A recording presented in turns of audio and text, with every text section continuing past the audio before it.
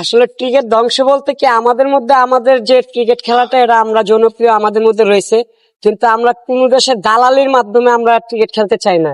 আমরা চাই না যে এক দেশের কাছে আমরা জিম্মি হইয়া তাদের মানে কথা মতো আমাদের ক্রিকেট চলো। আমরা ভালো খেললে যদি আইসিসি মনে করে যে আমরা আমাদের যোগ্যতা আছে আমরা খেলবো, আর যদি অন্য দেশের হুঁশিয়ারি দেয়া, যে দেশে আমাদের একজন প্লেয়ার প্রটোকল দিতে পারে না সে দেশে আমাদের মনে করেন যে কমসে কম 30 জন প্লেয়ার, সাংবাদিক যাবে 50-60 জন, তার মধ্যে দর্শক যে কতজন যাবে তার হিসাব ছাড়া তাদের প্রটোকল কিভাবে দিবে? সেই হিসাব করে আমি মনে করি যে আমরা বিশ্বকাপের মানে যদি ইন্ডিয়াতে হয় সেটা আমরা না খেলাই সবচেয়ে উত্তম। খেলা যে আমাদের জীবন দিবে তা কিন্তু না, খেলায় হয়তো কয়েকটা মানুষের উপার্জন দিবে।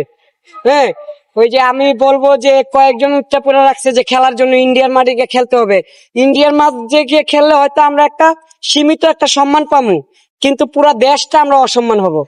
তার কারণ হচ্ছে ইন্ডিয়ার কাছে আমরা জিম্মি হয়ে যাবো। বিগত 17 বছর আমরা কিন্তু ক্রিকেটের পক্ষে কাজ করছি, ক্রিকেট নিয়ে আমরা ভালোবাসা উত্তেজনা, বিশ্বকাপ বলেন না কি জানি নাজমুল হাসান পাপন বলেন, আতরি সিং বলেন, তাদের বিরুদ্ধে কিন্তু আমরা অনেক লড়াই করছি।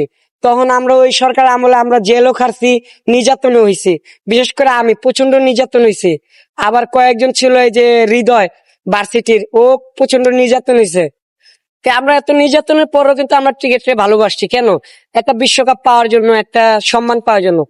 যে সম্মান পাওয়ার জন্য আমরা এত নির্যাতন হয়েছি, সেই সম্মানটাই যদি আমাদের কায়রা নেয় এই খেলার জন্য, আমরা এই খেলা না খেললেই ভালো। এই খেলা আমাদের দরকারই নেই। আর যারা এটার পক্ষে নিতেছে যে সবকিছু মান সম্মান হারায় আমরা বিশ্বকাপ খেলুম, আমি মনে করি তারা ভারতের দালাল না, তারা ভারতের ডাইরেক্ট এজেন্ট। ভারতের এজেন্ট তারা। আমার মনে হয় তাদেরকে এই দেশ থেকে বিতাড়িত করার দরকার। আগামী গত সরকারের মতো তাদেরকে এই দেশেই রাখা উচিত না।